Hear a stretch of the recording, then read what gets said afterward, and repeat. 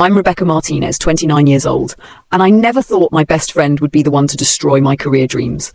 As a dedicated marketing professional, I spent 3 years building toward my dream position at Preston & Associates, the most prestigious advertising firm in Chicago. Instead, I watched my best friend steal my opportunity through calculated manipulation and corporate backstabbing. Years later, when she showed up at my company's annual investor gala, the look on her face when she realized I was the CEO was absolutely priceless. Sometimes the worst betrayals lead to the greatest triumphs. Before I dive into this incredible journey of betrayal and redemption, let me know where you're reading from in the comments. Don't forget to upvote if you want more stories about turning professional sabotage into spectacular success. Growing up in suburban Denver, our family embodied the American dream on the surface. Our split-level ranch home with its perfect lawn and 2-car garage masked the subtle dysfunctions that shaped my childhood.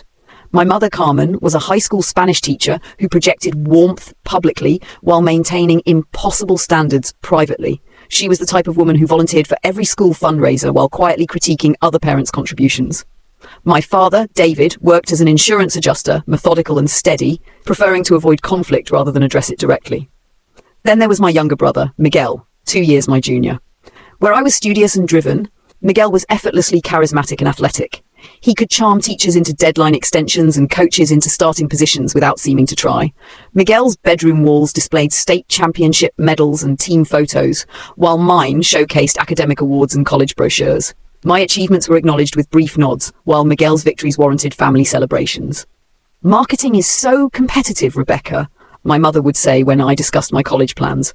"Maybe you should consider teaching like me. It's more stable, more suitable for a woman planning a family." Every internship I secured was met with concern about late hours affecting my social life.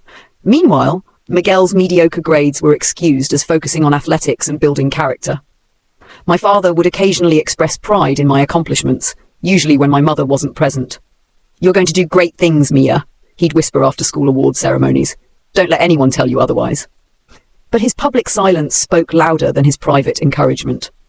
During my senior year of high school, I won a national marketing competition sponsored by a major advertising agency. The prize included a $10,000 scholarship and a guaranteed internship. When I excitedly announced this at dinner, my mother's response was, "Well, I suppose that's good practice for when you have your own business someday, maybe a small boutique or catering service." That night, I made a promise to myself. I would use that scholarship and internship as stepping stones to prove that my dreams were not only valid but achievable. I applied to Northwestern University's prestigious marketing program and celebrated privately when my acceptance letter arrived. College became my sanctuary. For the first time, I was surrounded by professors and peers who valued ambition and strategic thinking. I met my roommate and future best friend, Jessica Thompson, during freshman orientation when we both reached for the same marketing textbook at the campus bookstore. "Go ahead and take it," she said with a warm smile. "I'll just borrow yours when you inevitably ace every assignment." Her easy confidence and infectious humor drew me in immediately. Through Jessica, I learned to believe in myself beyond academics. She couldn't understand my family's lack of enthusiasm for my achievements. "Your parents sound like they're living in the 1950s, she said after hearing about my mother's teaching suggestions. "You know that's not normal, right? Most parents would be thrilled to have a daughter with your drive and talent." I knew intellectually that her assessment was correct, but emotionally, I still craved my family's validation. Each holiday break, I returned home hoping for different reactions to my successes. They never came. If anything, the contrast between my college environment and home life made the disparity more painful. By junior year, I'd established myself as one of the top students in the marketing program. My professors regularly used my campaign strategies as examples, and I'd secured competitive internships at 3 different agencies. Jessica and I had become inseparable, studying together, sharing apartment leases, and dreaming about our post-graduation careers in Chicago's advertising scene. "We're going to take the industry by storm," Jessica would say during late-night strategy sessions. Martinez and Thompson, the dynamic duo of Chicago marketing. Her enthusiasm for our shared future felt genuine, and I trusted her completely. During our senior year, I learned about an opening at Preston & Associates, Chicago's most prestigious advertising firm. The position was for a junior account executive specializing in luxury brand campaigns. Exactly what I'd been preparing for through internships and coursework.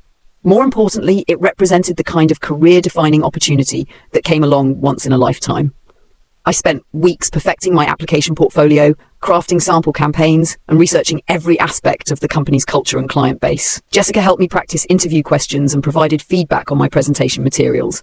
She was equally supportive when I mentioned applying for backup positions at smaller firms.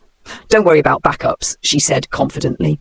"Preston and Associates would be crazy not to hire you. You're exactly what they're looking for: innovative, dedicated, and hungry for success." 3 weeks after submitting my application, I received an email requesting an initial phone interview. The conversation went exceptionally well, with the hiring manager, Sarah Chen, expressing enthusiasm about my internship experiences and academic achievements. She scheduled me for a second-round interview the following week, which would include presenting a sample campaign to their creative team. I was ecstatic. This was the opportunity I'd been working toward for 4 years. Jessica celebrated with me over champagne in our tiny apartment, toasting to my inevitable success. "I knew they'd recognize your talent," she said, raising her glass. "This is just the beginning of your incredible career." The night before my presentation, I rehearsed my campaign pitch for the 100th time. The concept focused on repositioning a traditional luxury watch brand for millennial consumers without alienating their established clientele. I'd researched demographics, created mock advertisements, and developed a comprehensive social media strategy. Jessica listened attentively, offering suggestions and encouragement. "You're going to crush this presentation," she assured me. "They'll probably offer you the job on the spot." The morning of my interview, I woke up feeling confident and prepared. I'd chosen my outfit carefully, professional but modern, reflecting the innovative approach I wanted to bring to their team. My portfolio was organized, my presentation materials were polished, and my talking points were memorized. I arrived at Preston & Associates' sleek downtown offices 30 minutes early, using the extra time to review my notes and calm my nerves. The receptionist directed me to a conference room where I would wait for Sarah Chen and the creative team. As I sat in the glass-walled conference room, arranging my materials and mentally rehearsing my opening remarks, I saw a familiar figure walking through the office. Jessica Thompson, dressed in a sharp business suit I'd never seen before, was being escorted toward the same conference room by Sarah Chen. My stomach dropped. What was Jessica doing here? She hadn't mentioned any meetings or interviews at Preston & Associates. As they approached the conference room, I heard Sarah saying, "We're so excited to hear your presentation, Jessica. Your application materials were incredibly impressive." Jessica entered the conference room with a confidence that seemed forced, her eyes widening when she saw me sitting there. "Rebecca, what a surprise to see you here." Sarah Chen looked confused. "Do you two know each other?" "We're roommates and best friends," I said slowly, my mind racing to understand what was happening. "Jessica, I didn't know you'd applied to Preston & Associates." Jessica's smile faltered slightly. "I decided to submit an application at the last minute, keeping options open." She turned to Sarah. "Rebecca is incredibly talented. We've worked on several projects together." The situation felt surreal. Jessica had listened to me prepare for this exact interview, had helped me practice my presentation, had encouraged me to focus solely on Preston & Associates rather than pursuing backup options. Now she was here, apparently for the same position. Sarah Chen checked her schedule. "It seems there's been some confusion. We have both of you scheduled for presentations today. Jessica, your appointment was supposed to be first, followed by Rebecca's." She paused, consulting her notes. "Actually, it looks like Jessica's initial interview was several weeks ago. She's here for her final presentation." Several weeks ago, while I was celebrating my phone interview and preparing my materials, Jessica had already been through the initial screening process. The realization hit me like a physical blow. "I see," I managed to say, my voice steady despite the turmoil inside. "Well, I guess we're both pursuing the same opportunity." Jessica avoided my eyes. "May the best candidate win, right?" Sarah suggested that Jessica present first, since her appointment was technically earlier. I agreed, needing time to process this betrayal and refocus my thoughts. As Jessica set up her presentation materials, I noticed something that made my blood run cold. Her campaign concept was remarkably similar to mine. Not identical, but close enough to suggest she'd incorporated elements we discussed during my preparation sessions. The luxury watch brand repositioning, the millennial targeting strategy, even some of the specific demographic research I'd shared with her. Jessica's presentation was polished and professional. She spoke confidently about market segmentation, brand evolution, and consumer psychology. When she showed her mock advertisements, I recognized design elements and taglines that closely resembled ideas I'd brainstormed aloud in our apartment. The creative team asked thoughtful questions, which Jessica answered competently. She'd clearly done her homework, building upon the foundation we'd discussed together. When she finished, Sarah and the team exchanged impressed glances. "Excellent work, Jessica," Sarah said. This demonstrates exactly the kind of innovative thinking we're looking for. The approach to reaching younger consumers while maintaining brand prestige is particularly compelling. After Jessica left the conference room, I took a few moments to collect myself. My carefully prepared presentation now felt derivative, since many of my key points had just been covered. I considered withdrawing from the interview, but my pride and professionalism wouldn't allow it. I presented my campaign with as much enthusiasm as I could muster, emphasizing different aspects and expanding on areas Jessica hadn't covered thoroughly. The creative team listened politely, but I could sense they were comparing my ideas to Jessica's, finding similarities that made my presentation seem less original.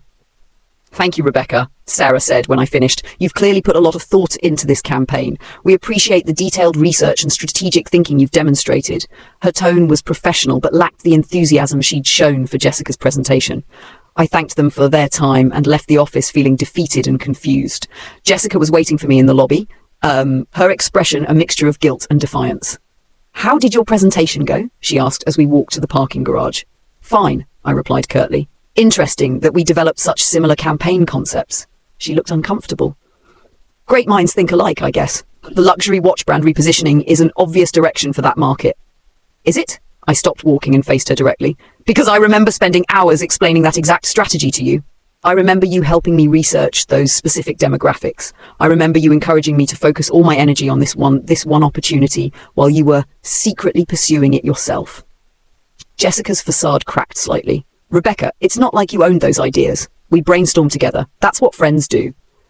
"Friends don't steal each other's interview opportunities and then present collaborative work as their own original thinking." "I didn't steal anything," she protested. "I applied for the same position you did. That's called competition, not theft." Her casual dismissal of my concerns felt like another betrayal. This was my best friend, the person I trusted with my dreams and strategies, now acting as if my feelings were unreasonable. "When did you apply?" I asked directly. She hesitated. "A few weeks ago." "Before or after I told you about the position?" Another pause. "After. But Rebecca, you don't get to claim ownership of every job opening in Chicago. We're both marketing graduates. We're both qualified candidates."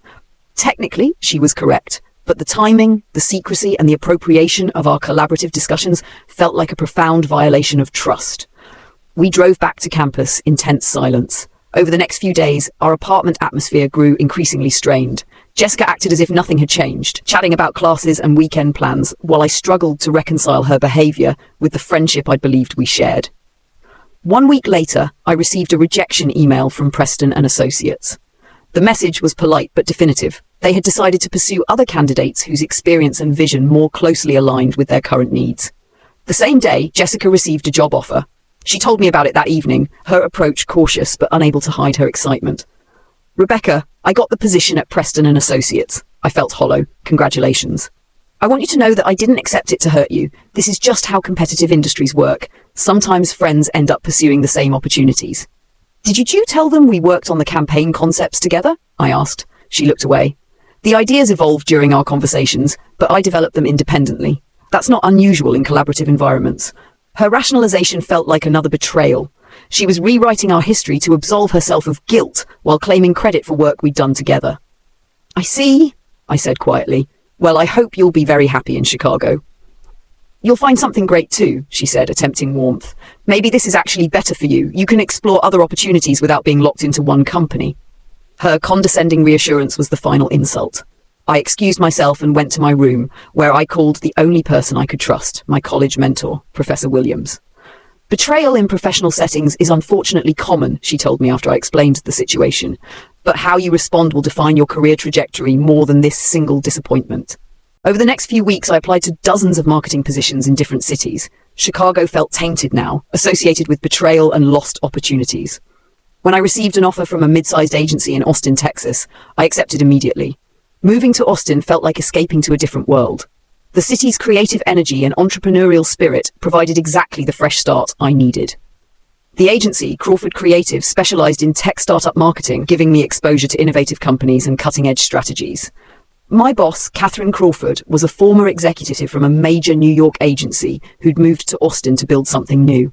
She valued fresh perspectives and encouraged experimentation in ways that helped me develop skills I'd never have gained at a traditional firm like Preston and Associates.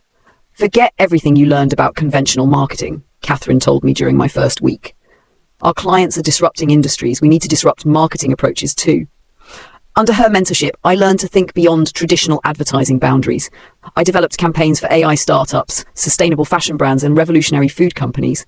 Each project challenged me to innovate, to find unexpected ways to connect with target audiences. Austin's tech community embraced collaboration over competition. I joined professional organizations, attended networking events, and formed genuine friendships with other marketers who shared resources and opportunities rather than hoarding them. The contrast with Jessica's behavior became even more apparent. 6 months into my Austin life, I received a text from Jessica. "Hope you're doing well in Texas. Chicago misses you. Let's catch up soon." I read the message, but didn't respond. Her casual tone suggested she expected our friendship to resume, as if nothing had happened. Through LinkedIn, I occasionally saw updates about her work at Preston & Associates. Her posts showed her at industry events and client meetings, building the career I dreamed of. Initially, these glimpses caused pain, but gradually they became irrelevant to my own journey.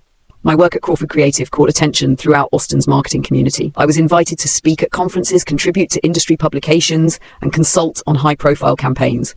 Catherine promoted me to senior account manager after 1 year, unusual for someone with my limited experience. "You have something special, Rebecca," she told me during my review. "You understand how to make brands feel authentic and accessible without sacrificing sophistication. That's a rare skill."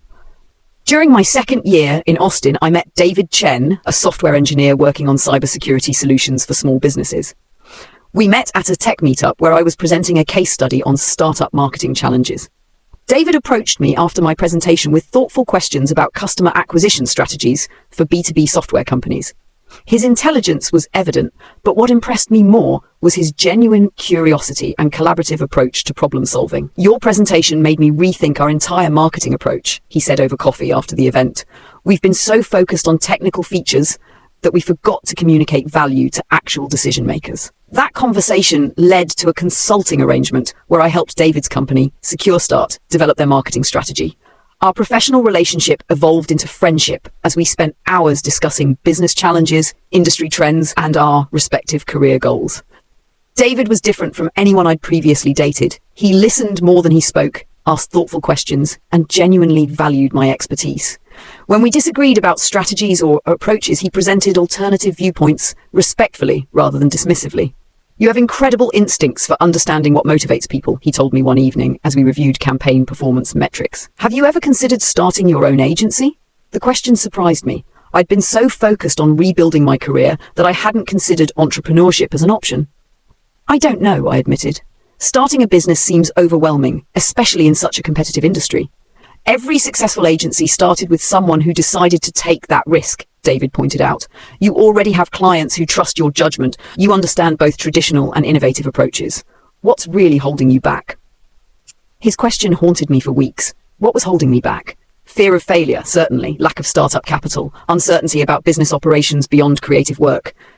But underneath those practical concerns was something deeper.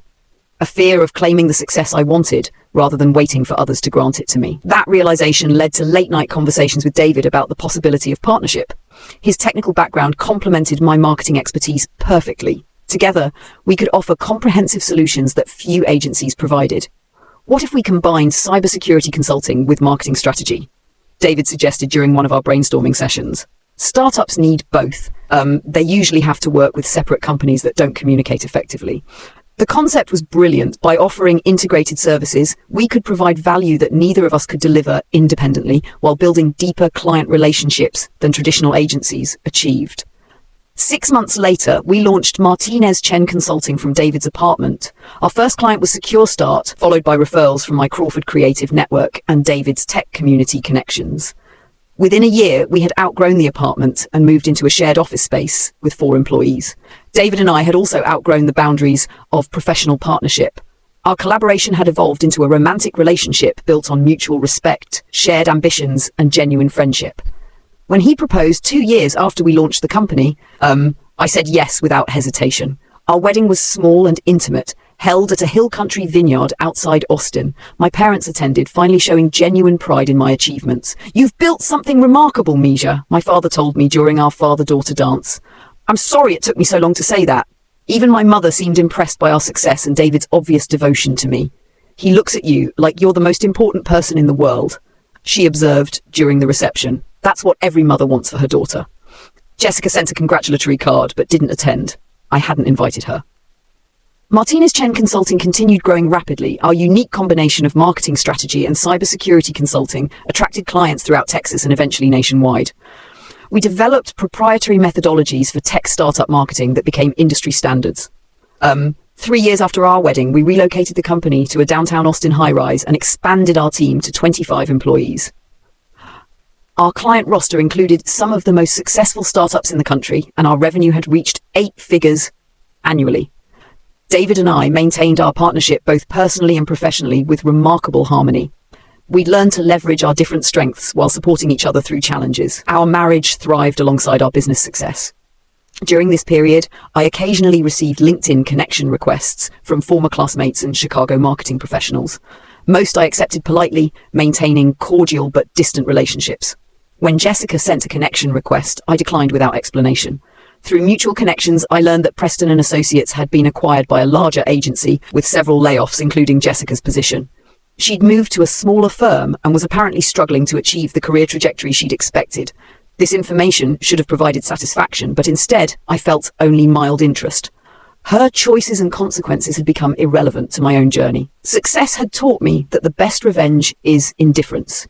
In our 5th year of business, Martinez Chen Consulting was invited to present at the National Marketing Innovation Conference in Chicago, one of the industry's most prestigious events. The conference organizers wanted us to share our integrated consulting model as a keynote presentation.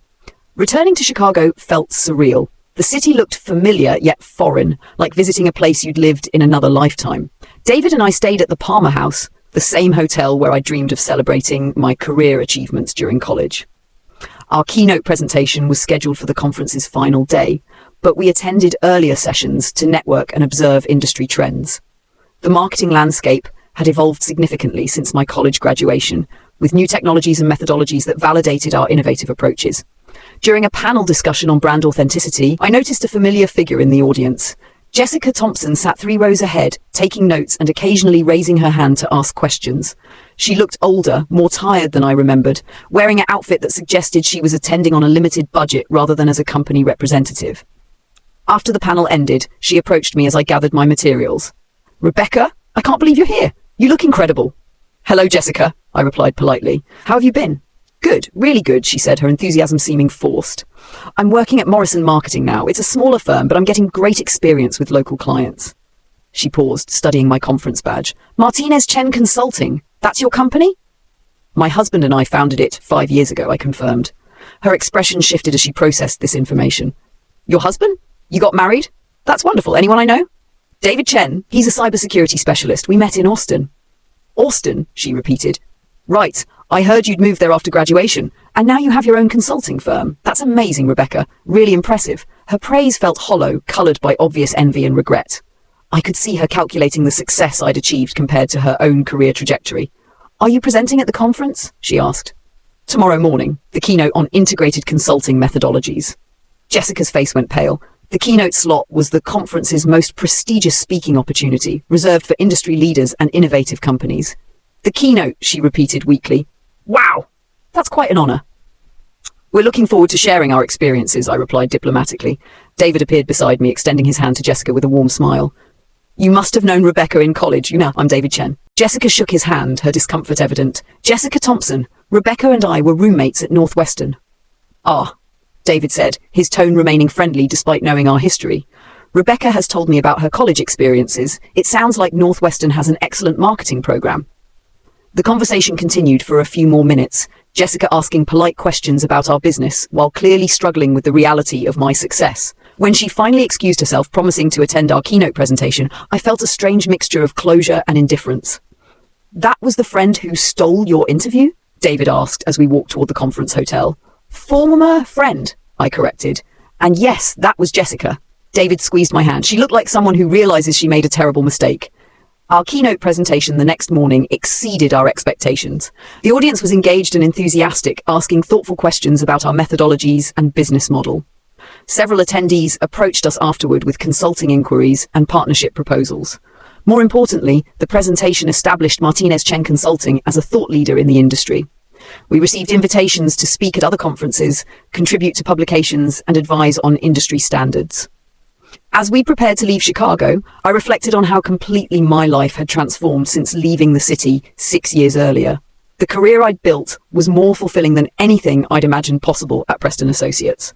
The relationship with David was built on genuine partnership and mutual respect. The company we'd created was making a meaningful impact on our clients' success. Jessica's betrayal, devastating at the time, had ultimately redirected me toward a path that aligned perfectly with my values and ambitions. Had she not stolen that interview, I might have spent years climbing someone else's corporate ladder instead of building my own company.